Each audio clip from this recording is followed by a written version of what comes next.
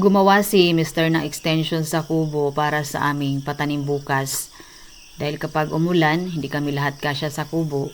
At kung umaraw man, napakainit sa harapan na yan dahil walang lilim ng kahoy. At salamat sa Diyos dahil biniyayaan niya kami ng ulan. Kaya ang aming mga pananim ay tuwang-tuwa sila.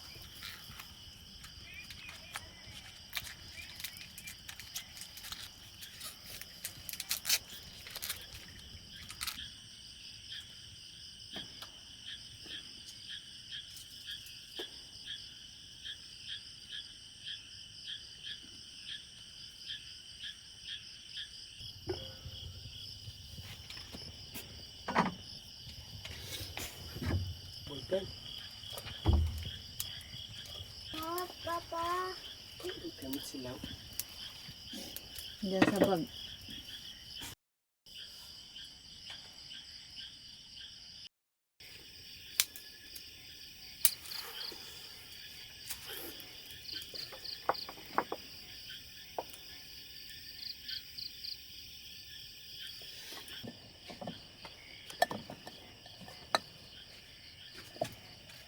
Itong maliit na to, nagpaluto talaga ng mais kahit gabi na.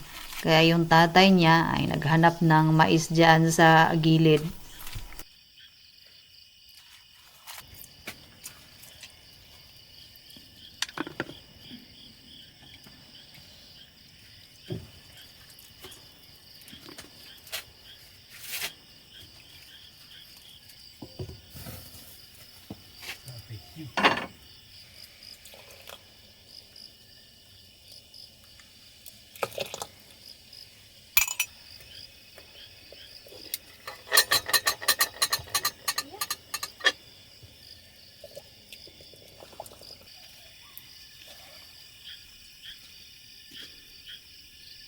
Patay nga ki.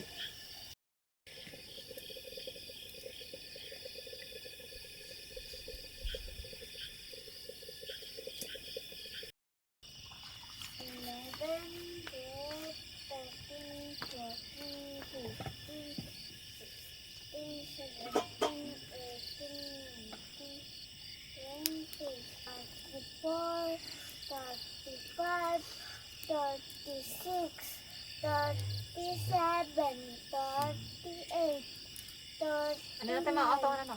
40, 41, 42, 43, 40.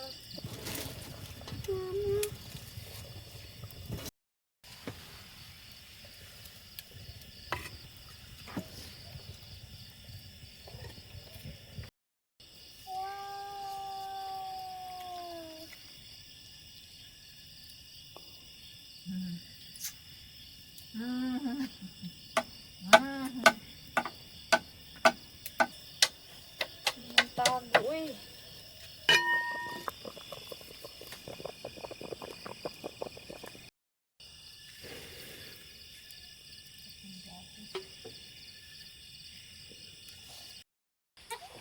Natanggal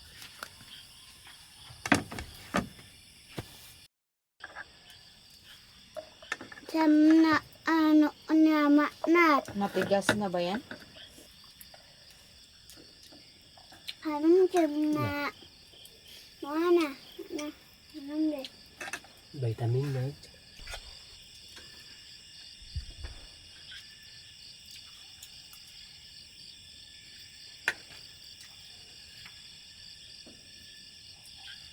Tama? Kagani. Iuga yan.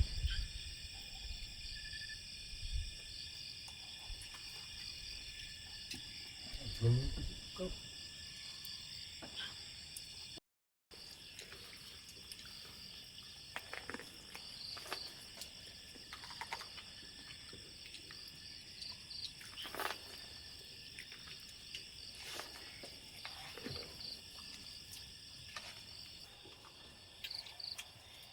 Ngapain mo pigas-pigasan? Mais na si tayo lumupin mamato. Maaga kaming naghapunan dahil maaga kaming gigising bukas. Kailangan alas 5 pa lamang gising na kami dahil maraming mga asikasuhin, magluluto ng pagkain, at kung ano-ano lang. Po, mayat naman ikasilan no kompletong ngipon. Ang pag-ayan ni Chikat ng mga ikasilan no mali. Mansuon. Diba? Oh, nila na niponan uno. Ati, may iniponan nato na anana. Iniingatan ko talaga ang ngipin nito na hindi masira kasi hindi biro yung masakit ang ngipin. So ayaw ko na maranasan niya yon nung ako ay bata pa. Candy ng candy. So ito siya kumakain din naman to ng candy pero bago matulog sa gabi, pinagtututbrush ko talaga siya. So hanggang ngayon wala pang sira yung ngipin niya hanggang sa magpalit na lamang yung kanyang mga ngipin.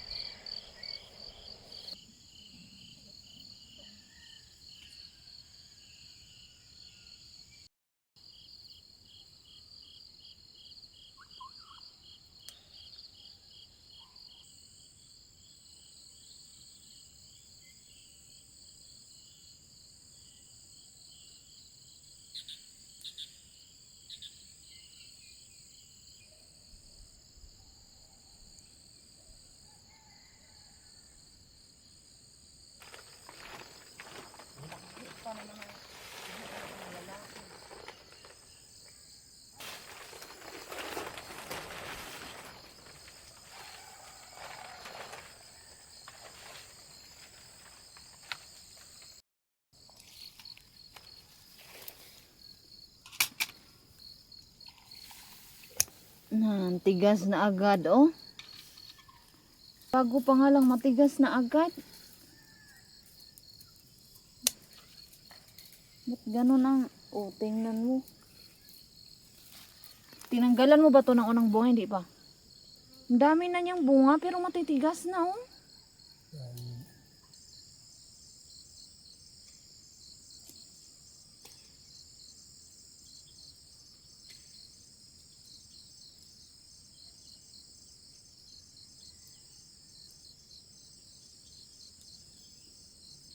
Maaga pa lamang ay umakyat na sila at nakangiti pa.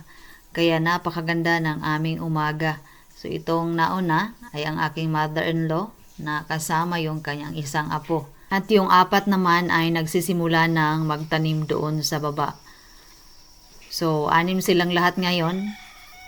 Pero si mother-in-law ay ano lang yan siya, tulong-tulong lang yung kanya. So ganun siya ka-supportive sa lahat ng mga anak niya. At kahit din sa amin. Kasi nakikita niya siguro nga masipag kami ng kaunti. Kaya gano'n na lamang yan siya ka-supportive. Kahit hindi siya araw-araw nakakapunta ng bukid kasi meron siyang mga alaga niyang apo.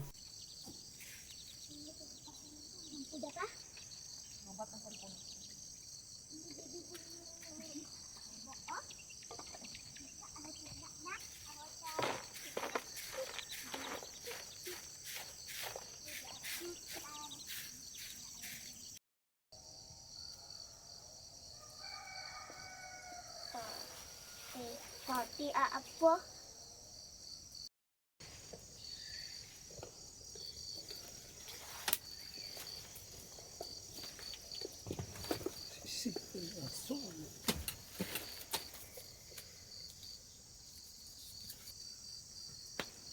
Number 50. Number 50. Number 6, 7.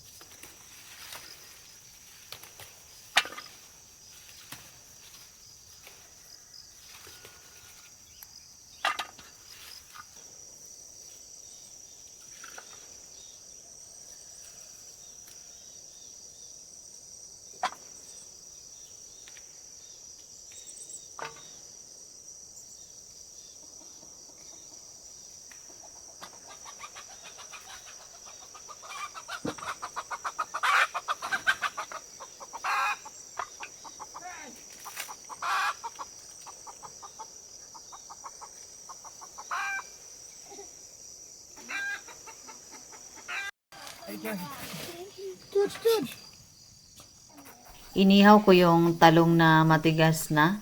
Tapos lalagyan ko lamang to ng kalamansi at asin.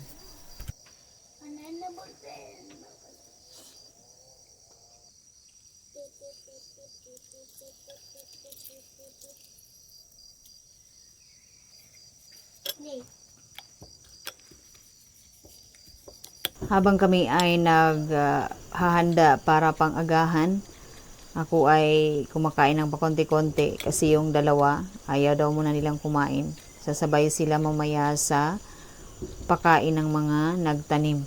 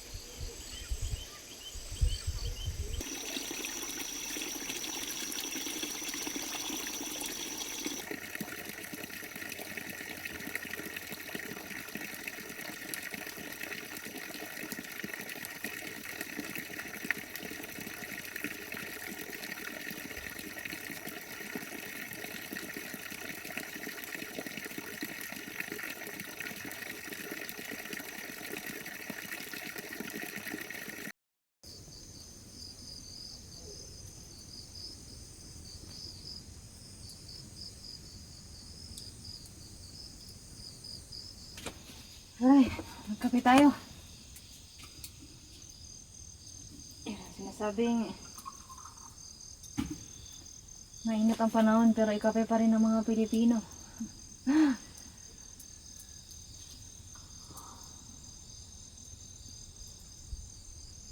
Paribot na. Buti na lang umulan-ulan na kasi dito. Kahapon umulan. Mga half day lang yung init.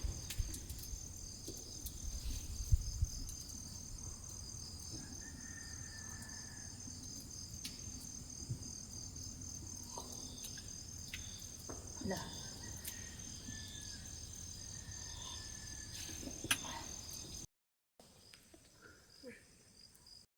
Ang isang to, pag may kasama siya, magpapakita talaga siyang gilas. So, pinag-harvest nila yung hilaw pa.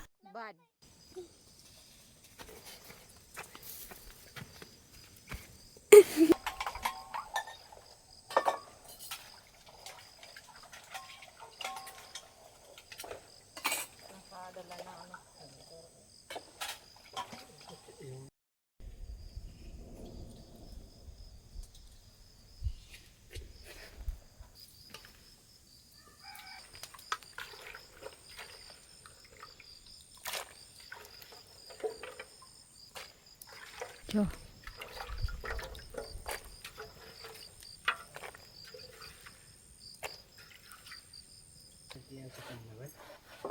Sige. Okay, bahala. Lagay mo. Ito.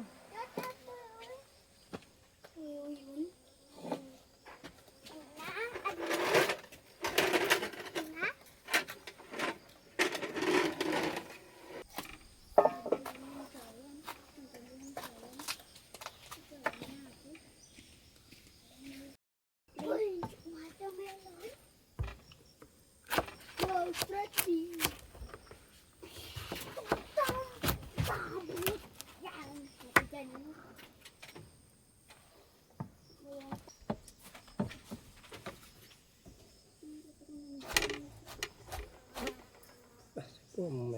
aja.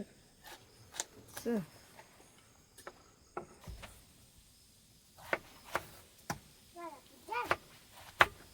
Let's go. Ano nila manood ginescope na? Baka nila ano ginescope? Tapuan nila? Ay. Nila ginescope.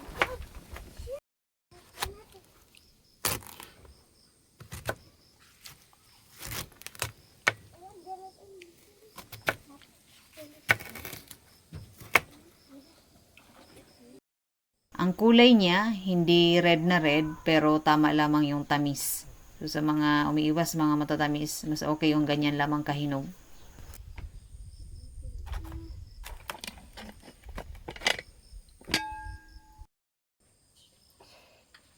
Oh,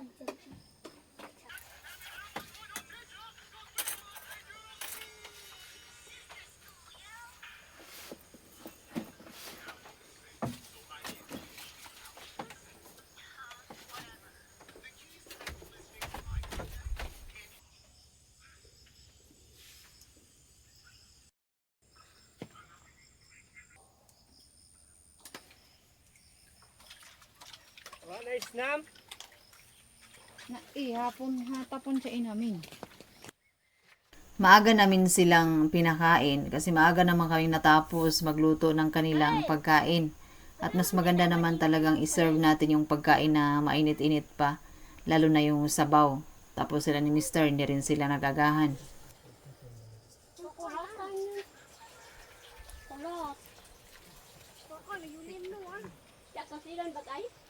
Kael, nakampot apo mga nandyan at Kael.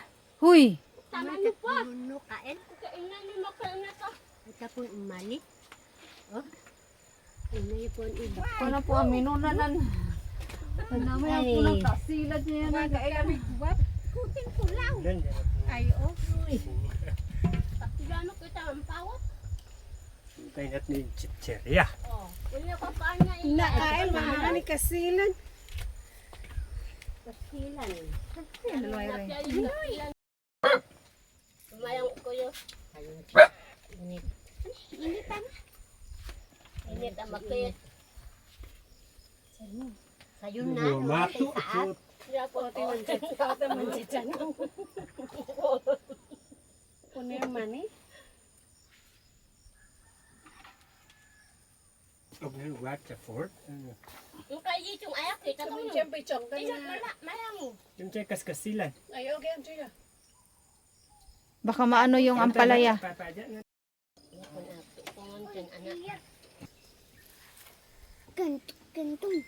Kantong.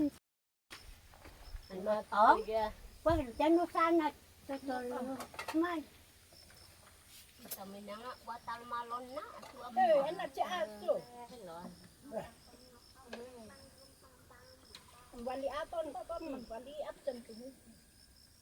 Kaya makay manlungko diyan po igael iga.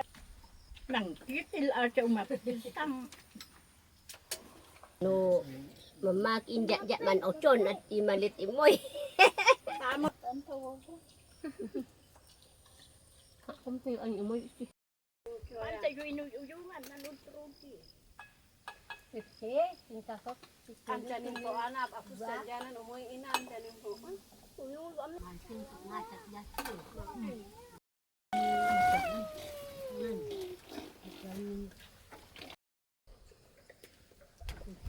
Kata amlela.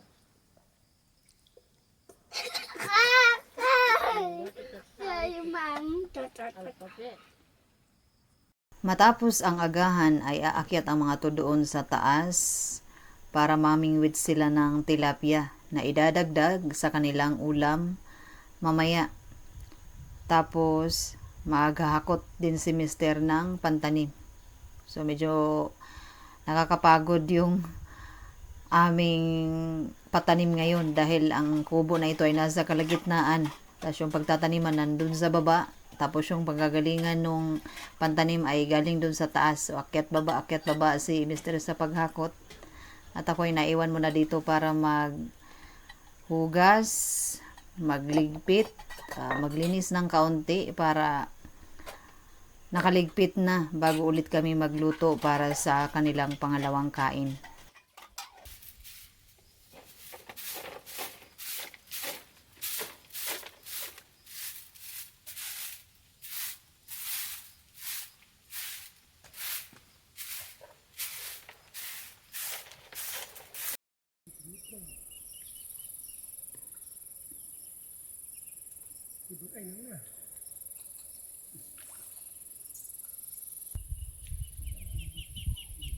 Medyo na-master na ng anak ko yung pamimingwit, kaya nakadami na naman siya. So, ang dami ng contribution niya dyan sa huli nila. So, kaya inaasar niya itong kanyang pinsan na hindi ka naman marunong.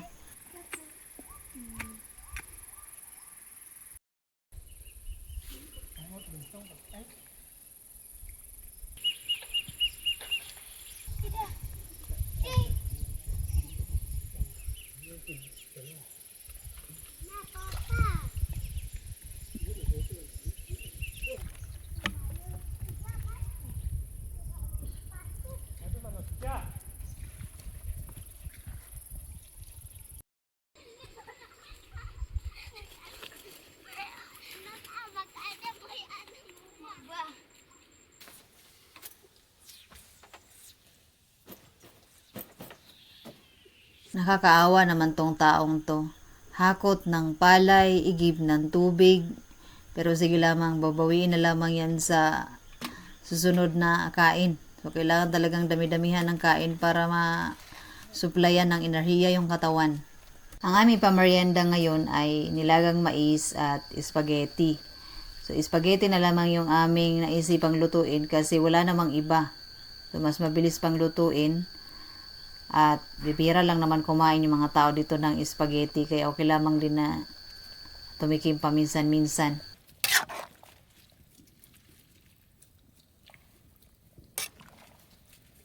Dami. Kadyo man, piyak-piyak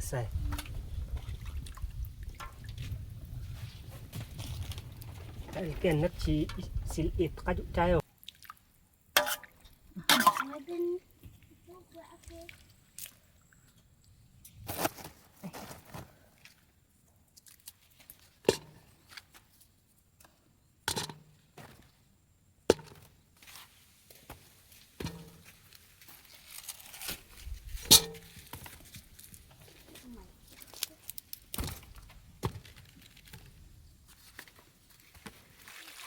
Sinama ko na rin pakuluan itong buhok ng mais kasi maganda raw inumin ang pinakuluan niyan.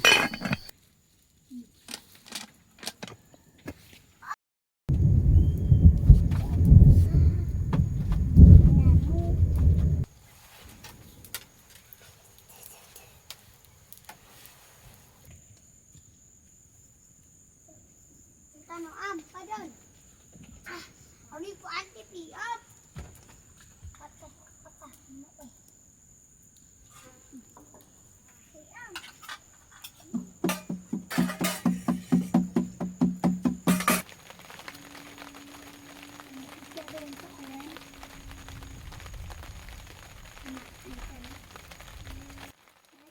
Kulang kasi yung aming bubong dito sa extension kaya gamitan na lamang namin ito ng payong kasi yung spaghetti hindi pa natapos maluto.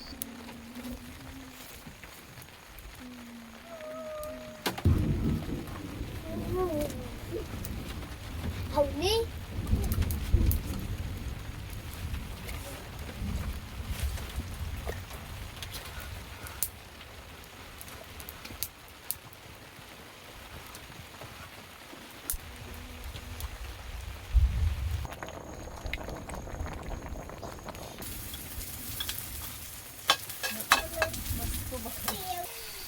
Na paano ba tong nagluto na nakalimutan mang igisa yung corned beef?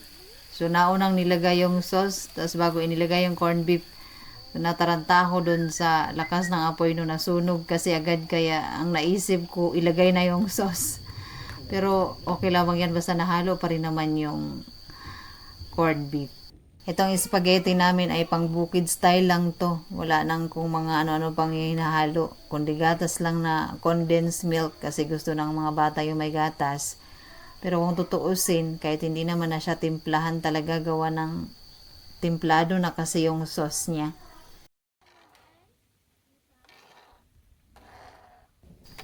Buti nga ngayon kasi madali-dali na lamang ang magluto ng sauce ng spaghetti kasi may mga nakapak na talaga siyang timplado na. Pero dati kasi wala pang mga ganyan. Kaya pag magluluto ako ng ganyan, dyan talaga ako sa sauce sumasablay kasi kung minsan nagiging maasim.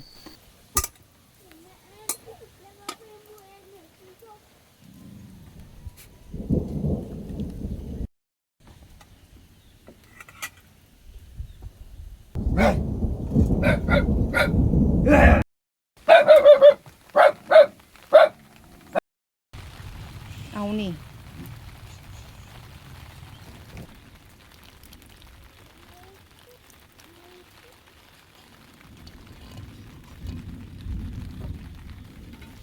Wow! Mag-ay! Wow! Wow! Spaghetti! Wow!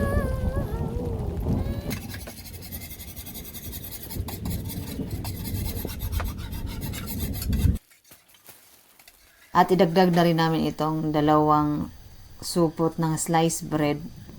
So, na-processed carbohydrates ang aming pamerienda ngayon. Pero sige lamang kasi paminsan-minsan lang naman kumain ng mga tao dito ng tinapay sa tuwing pupunta lamang ng city.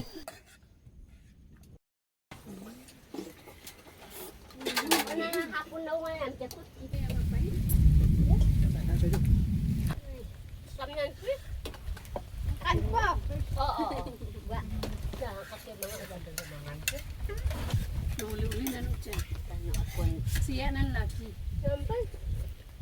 Walang tingulin ko.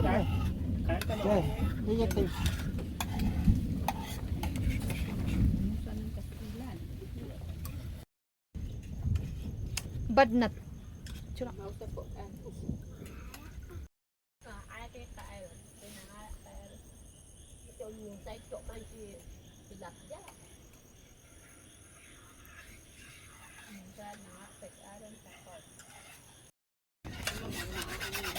Kaya dapat kayang kaya sinusa.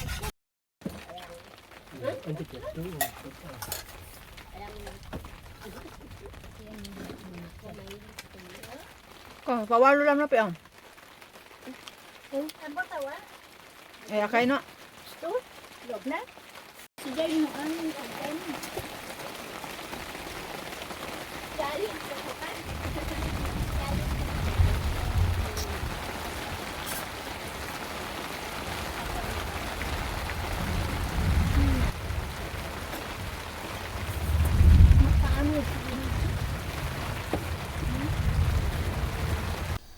Pagkatapos nilang mamahinga, pagkatapos kumain, kwentuhan muna, o balik na sa pagtatanim, rain or shine man. So, pera na lamang kung bumagyo, no? Hindi pwede yun. So, hindi naman po ganun kalaki ang bayad talaga ng patanim.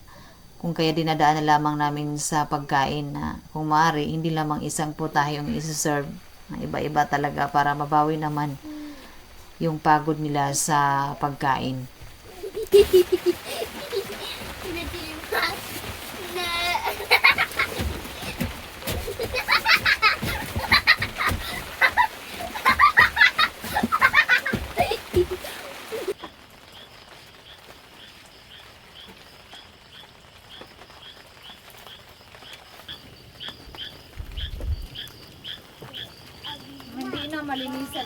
solar din na pinasok ng langgam. Hindi naman malinisan yan.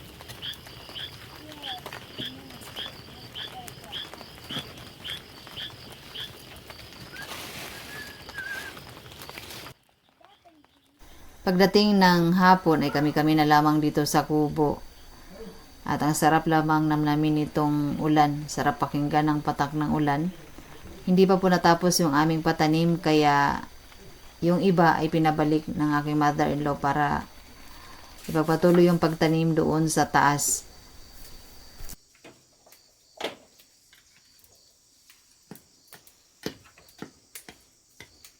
Hindi na namin naalagaan ang kubong ito, lalo na't may mga manok na nagpapadumi sa mga upuan, dyan sa lamesa.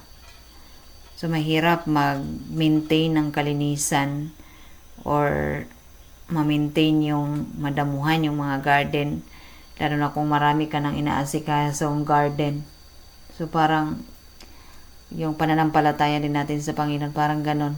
Kapag sobra tayong busy sa ating buhay talaga sa mga mundong bagay, minsan ang Panginoon ay nakakalimutan din natin, no?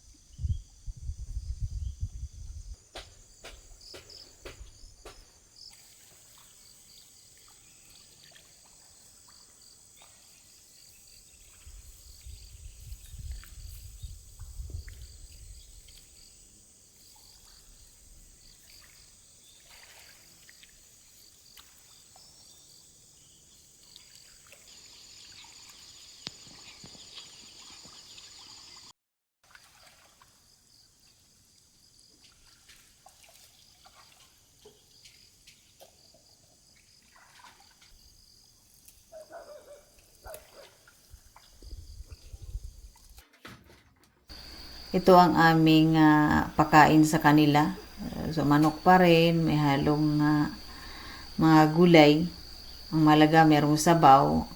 At ang kape, hindi yan mawala.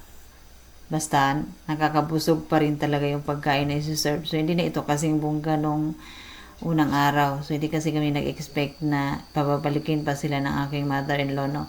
Ang plano namin ni Mr. na kami-kami na lamang dalawa ang magtapos ng aming patanim. Pero bumalik man ito sila, kaya gano'n na lamang din yung aming pagkain. Wala na kaming maluto pa. Pang isang araw lamang talaga yung aming budget. At itong isa ay nag-swimming sa putikan nung nakita niya yung kanyang tatay na naglilinis doon sa palayan.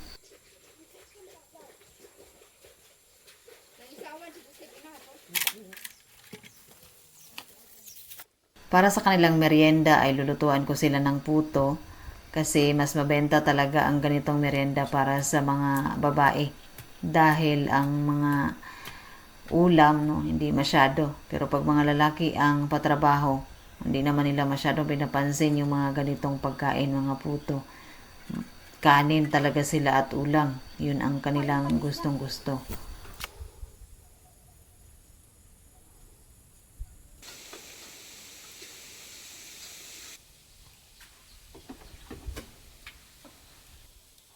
Perfect.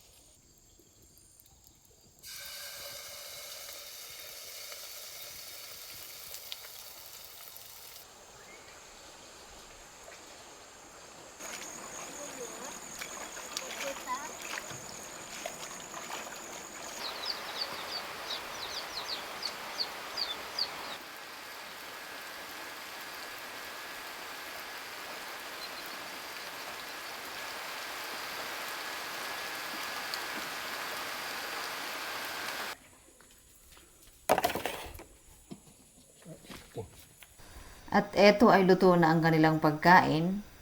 Kung kahapon, bongga ang kanilang pagkain, ngayon nauwi na lamang sa labong na may bagoong. Out, out. Ito nga, nang kape-kape tayo sa si Pibiyek tapay laing. Paglangon tayo ba? Kaya kami.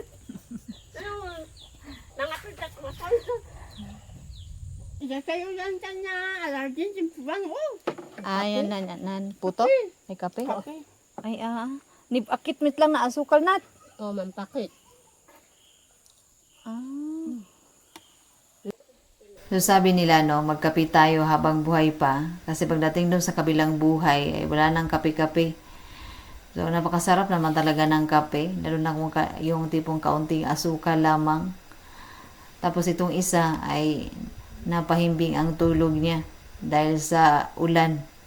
Tapos makipagkwentuhan muna tayo sa mga to habang sila ay kumakain at kami ni Mr. ay mamaya pa kami kakain. At salamat sa Diyos na malapit nang matapos itong aming patanim. Tapos itong isa ay nagmamaster talaga siyang manghuli ng tilapia. At ako naman dito ay nagmamaster naman na maglinis ng kaldero. So pagkatapos ng aming pagluto, matambakan ka talaga ng mga linisin ng kaldero. So ito lang yung aking ambag sa aming patanim ngayon. Hindi ako nakalusong doon sa palayan. So ito po ang tunay na kwento ng aming buhay. Maraming salamat po, Native Kalinga.